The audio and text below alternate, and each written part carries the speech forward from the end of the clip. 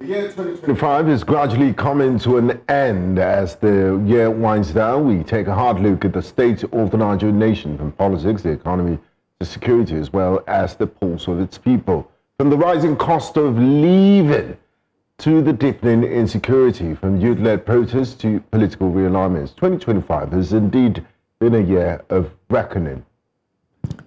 As we take a look at the year in retrospect, one question remains on the minds of millions of Nigerians. As Nigeria move forward, or are we stuck in a cycle of promises and paralysis? Join us this morning for this discussion is the convener of Revolution Now movement, Mr. Omoyele Sowore. Join us live from Ondo State. Good morning to you, Mr. Sowore, and Merry Christmas from all of us here in Lagos. Thank you very much. Merry Christmas to everyone watching this morning. I'm glad to join you this day. Can you hear me? Yes, loud and clear. So let's start with security. Just yesterday, last night in Maiduguri, a bomb blast was recorded in a mosque in the capital, and security and terror attacks and kidnappings have dominated headlines in 2025. In fact, we've witnessed this unfortunate suicide bombing yesterday. What would you say the government, would you say the government is losing its grip on national security and it has failed in its responsibility to protect Nigerians? Well, that's been my position even before the U.S. government came hard on the Nigerian leadership over the insecurity of the citizens of Nigeria. There's been a very terrible year for Nigerians, a year that clearly the government failed to protect its citizens. The only place where we all had, where we had disagreement with the U.S. intervention is claiming that it's only Christian genocide. No, it is not. It's a genocide of all kinds of vulnerable people across the country, and the genocidaries are in different groups, including sometimes the security forces in Nigeria. So it is not only Christians who are affected. There's a lot of people who are non-Christians who are affected. Some Muslims, some Christians, some we don't even know their religion or their belief systems. So what would you say has been the failure of the government to do where the issue of dealing with insecurity is concerned? And would you say that there's been a report or an increase in the attacks itself, or is it more of an increase in the reporting of the attacks? Oh, I actually think that people are desensitized to it. Otherwise, the reporting hasn't even been adequate in terms of reporting of attacks on Nigerians. It's been such that people no longer even pay attention to these reports anymore, but there's been increase in number of attacks. We have had to document about 16 or 17 states of the Federation where there's absolute chaos and breakdown of law and order occasioned by terrorism, because now I've always said there's no point designating some as banditry or terrorism or kidnapping. Anything you have on this scale for a persistent period of time is no longer banditry. It is absolute terrorism. There's been chaos in at least 16 states of the Federation, and there's never been anything as bad as that in the history of the Nigerian nation. Well, we saw what happened in Australia. During the Civil War. Okay. I was talking about what happened outside of Nigeria, where the government in Australia didn't waste any time in completely calling out the actions by a few individuals and call them terrorists. But here in Nigeria, it was done, during the late President Muhammadu Buhari's administration. And just recently, President Bola Ahmed Tinubu has also done the same, classifying them as terrorist act. What's your take on that? And do you have any form of belief that despite the classification, this would speed up the process of eradicating any form of insurgency that's perpetrated by these terrorists? I think the classification is the least issue for me, even though it's a welcome development that they have finally admitted that this is outright terrorism. and that it has nothing to do with any particular religion or region. It has now spread to across Nigeria. But what I have consistently mentioned or insisted is that there has been failure to protect, and the priority of the Nigerian government has not been to tame any kinds of terroristic acts. It has been a distraction. There has been a source of corruption. There has been a source of inertia, and that is why these things have spread over the years. Instead of fighting the terrorists, the Nigerian government likes to fight those who are non-terrorists. People like me get arrested. I was arrested 4 times in 2025 alone. They spent, humongous amount of money trying to convict Nnamdi Kanu, and they told the country that after Nnamdi Kanu is convicted, there will be peace, there will be security. And it hasn't happened.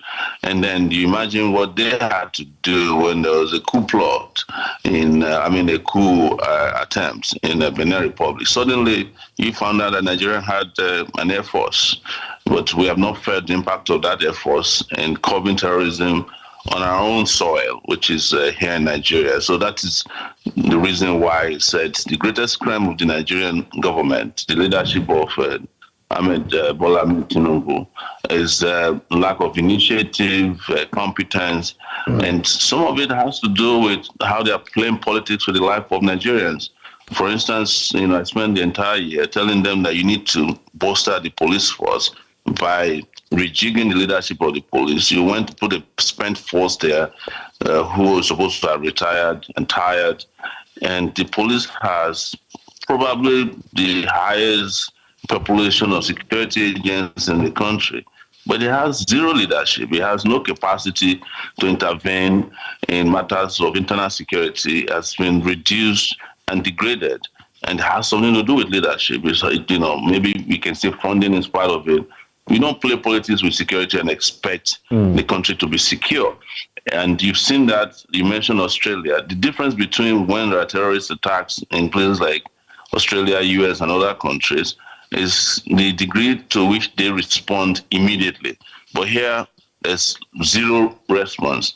I'm in Ondo State, and I was laughing, very upset when the IGP, illegal IGP, as I call him, was saying that all the police has been deployed to protect people across the country. I traveled from Lagos to Akure, Ondo Town, Akure, and the other parts of the state. There's no the only police presence that they should put logs of wood on the highway to extort money from people. They're not helping with traffic, they're not helping to secure the roads, they're not securing the country. They look tattered, they're very aggressive, and it's just embarking on extortion. That's all they're doing. Okay. And that is not security. There's no way you can get security from those kind of mediocre policing. Now, Mr. Sowore, let's come to politics, which 2025 has seen a lot of politicking happen in the country. There was a time we almost thought there was not going to be a 2026, that the next year was 2027 because of the level and the intensity of politicking. As we speak today, 27 governors of the 36 states in the Federation are now members of the APC. The APC commands a strong majority in both houses of parliament. What does this say about the state of democracy in Nigerian politics? Is the APC doing such a great job that everyone is running to join the winning team, or are we seeing an unusual type of politics with a record level of defections? Well, the APC is doing a great job lining the pockets of governments, and the governments are responding by joining the APC. So they've made the most amount of money, they've stolen the most amount of money under the Bola Tinubu regime. So it makes sense that all of them are going to the APC because their hands are not anytime wants to step out of line, they bring in the financial police, the EFCC to. Mr. Sowore, sorry, I think we seem to have a little challenge with your audio. It's not as clear as it was when we started the conversation. We might want to possibly allow you check it out while we call for a short break. And when we come back, we'd like to really delve into the political aspect of 2025 You've also been a major voice. You also engaged in a few protests here and there. Apart from the protests, you've also been declared wanted. And you've spoken tough about the current administration in terms of reform. And these are some of the things I would like to look into, especially for 2025. Also being a presidential aspirant yourself for your own political party, and having held your own political party a meeting, better still, gathering to look into 2027. Looking into 2026 is one thing we'd like to also look at. So the conversation is indeed broad, and we'd like to touch on all of these things. Hopefully, you'll be able to get the audio corrected. But let's go for a quick break. When we come back, we'll take a look at all of these and much more. So do us a favor, stay with us. This is Breakfast Central. You're welcome back to Breakfast Central on this Christmas morning, and we have a special guest with us, Mr. Omoyele Sowore, and we're discussing the state of the nation. Before we went on that break, I did ask you about the political climate in Nigeria that has witnessed a record number of defections. 27 states of the Federation now have APC governors, and both houses of parliament are controlled by APC majority parliamentarians. Does this mean the APC is doing such an amazing job that everybody wants to join the winning team, or are we seeing a different type of politicking in Nigeria?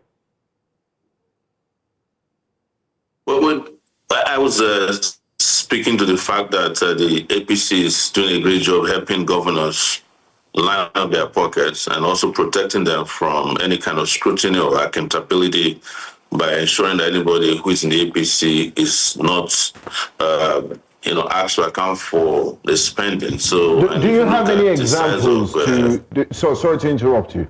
Do you have any examples to prove this very serious allegations you made that the APC is helping governors line their pockets and is also shielding a few politicians from accountability, hence the defections? Well, I'll give you the example of Delta State, in which the former governor of Delta State, who was Atiku's deputy, was accused of stealing 300 billion naira from Delta State. And as soon as he joined the APC, his sins were forgiven. And there's been a number of governors who's been accused of either mismanaging or misappropriating funds that are reported on a daily basis. You all are in the business of journalism as much as I am. And we know these things very much. And if we sit here and start reading out state governor. We seem to have network challenges with Mr. Omoyele Sowore. Hopefully we have him back. But he was just speaking about what we've termed the deodorization and the insecticization of Nigerian politics, where your political affiliation either guarantees you persecution or gives you a sort of freedom based on where you stand politically. We hope to reconnect with him soon because we have a lot to unpack looking at the state of nation in 2025. Quite a lot has happened, and it seems time flies. I remember when the year started, and now it's December.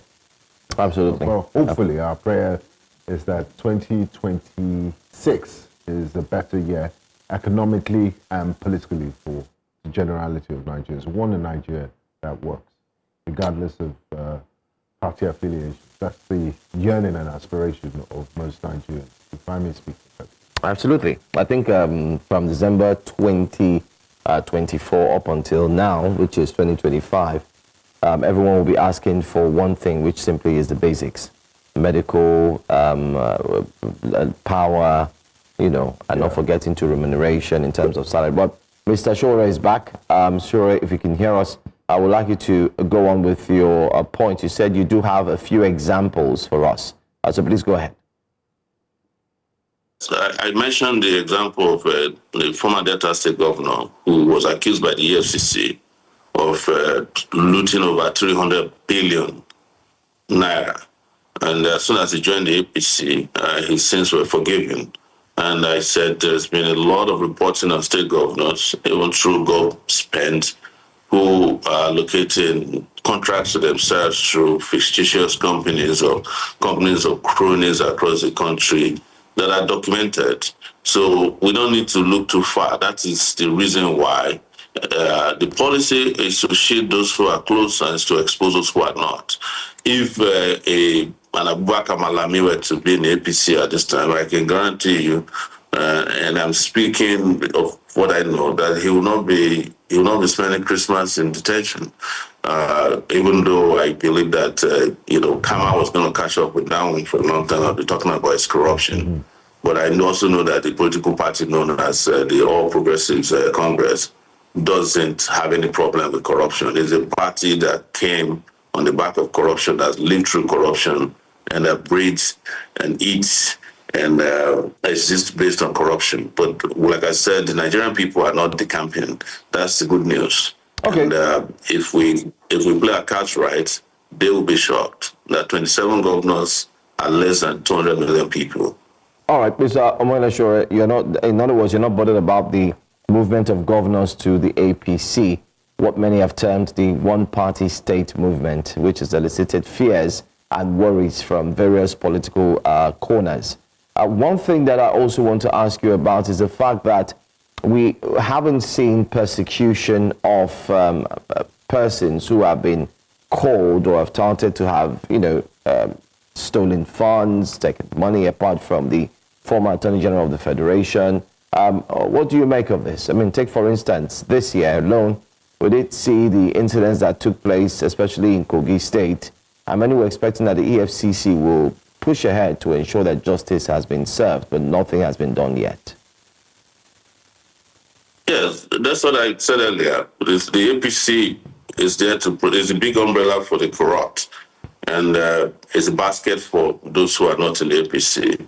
So if you're underneath the protection of the APC, they will protect you. You mentioned correctly about the former governor of Kogi State and what has been happening in the state, the billions that were stolen in that state, and how we went through a lot of drama. We get Yaya Bello. We will make sure he's brought to justice. We'll make sure he's jailed and his trial expeditious. Look at where we are today. Yaya Bello is, cruising around in some of the biggest cars. He's living his life the way he has never lived before.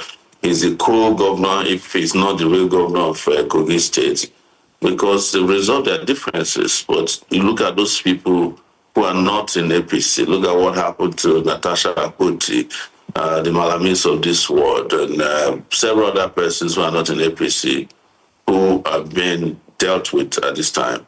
But like I said, that is also not going to last. And to answer your first question, that this is the first time that governors are moving to the APC. The Nigerian political system or politicians are people who are in constant search of green pastures. There was a time the highest number of governors were in the PDP, the People's Democratic Party, but they were defeated at the point. And I have no doubt, like I said, that if Nigerian people play their cards right, they will absolutely rout out the APC during the next election. But we must go for elections. What does it mean? What does it mean? What do you mean by playing your cards right? What does that mean? Well, playing your cards right is being serious about social political issues, things that matters to your life. Making a decision to vote your conscience and not vote for a bag of rice or, a few grains of rice. Ensuring that you're not afraid or scared of the so-called political behemoth that has been created. To toe the path of dignity and honor and say enough is enough and that we will never go back to this type of lifestyle that has been brought upon us. Some of it we brought upon ourselves by being undisciplined, by being greedy, and by being dishonest. We cannot take that away from what has befallen Nigerians. And some of it they brought upon themselves because of their own shenanigans. All right. Let's also now very quickly talk about our budget and your thoughts regarding what seems to be a carryover of budgets from 2024 into 2025 and now into 2026 with the shortfalls we've seen. A projection of 40 trillion, reception of 10 trillion, and carryover of 30 trillion. What are your thoughts regarding the 2026 budget? when the regime started, I remember that I was a regular on your show, and especially when they said, "Oh, now that we've removed subsidy, we're going to have surplus to fix the country. We're going to make this country great again. There will be no reason for us to worry, but you have to pay more. You have to suffer more. It's going to be temporary, and that's temporary. You have to pay more. You have to suffer more. Has become permanent. It has become permanent disability for the finances of Nigerians, for their security, and it has become a situation of pain and sorrow for everybody. But when we were saying it at those times, you remember the question is always like, "Oh, why don't you give them time? Subsidy is not good, but do you remove subsidy from day one of your regime? I think the regime practically has a year more to go, a year and a half to go. And look at what that economic policy has brought to you. Look at the situation of your naira, which you met at 400 naira and is now at 1,500, and you're subsidizing the naira still. And you have an economic system that doesn't put jobs, put people to work. It doesn't put food on people's table. It has not provided electricity. If you have electricity, you are paying through your nose. And now you're about to take Nigerian people to the guillotine by introducing an extortion system that you call a tax reform. That is where we are now. We're all moving to a situation of destruction. Before you say that I'm, always predicting doom, we tell you this so that you at least can be aware of this in advance and prepare yourself for it. But you also have an option not to continue this way. And that's why I said, that's why I mentioned the idea of cleaning our cards right. Now, Mr. Sowore, before we begin to wrap up conversation, let's project into 2026, as you suggested. What are your expectations from both the citizens and the government, knowing that 2026 is the penultimate year, is a very crucial year before the general elections in 2027? Well, the general elections are upon us already, unknown to a lot of people. The ruling party at the mentioned have concluded almost everything they need to do to engage in selection. So, but 2026 is not going to be a very easy year considering where we're coming from. The economic situation is dire. Insecurity is likely to get worse because you're not making, there's nobody in charge of the country that can tell you exactly what is going on. Everybody is doing whatever they can. Somebody, I think, came on your show and analyzed that during the Buhari regime, there used to be maybe a few cabals, one or two. There are over 6 cabals under the Tinubu regime. I mentioned it earlier on your show one day on another show, that this is the first president that has a first lady, a first son, a first daughter, and a first in-law. And I think there's a second daughter office as well. So all these guys are running riots all over the country.